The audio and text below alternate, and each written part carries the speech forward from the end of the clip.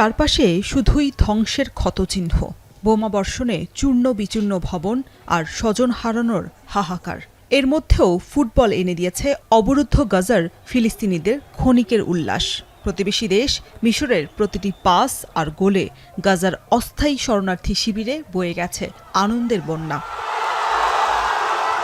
গাজা সিটির একটি বিধ্বস্ত বহুতল ভবনের কংক্রিটের ওপর প্রজেক্টর এবং বড় স্ক্রিন ঝুলানো।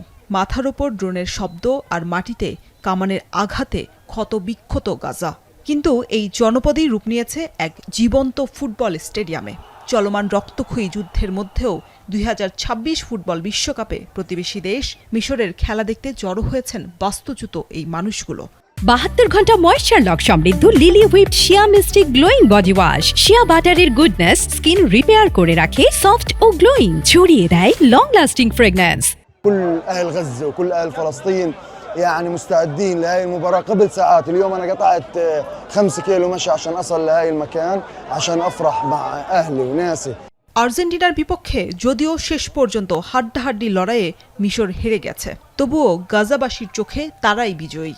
اليوم أنا كبنت غزة وحاملة للجنسية المصرية جيت لأشجع بلدي مصر ونقول لهم إنه إحنا معاكم سواء غالبين أو مغلوبين، إحنا معاكم من قلب غزة، بنقول لكم إنه إحنا إخوانكم ومساندينكم।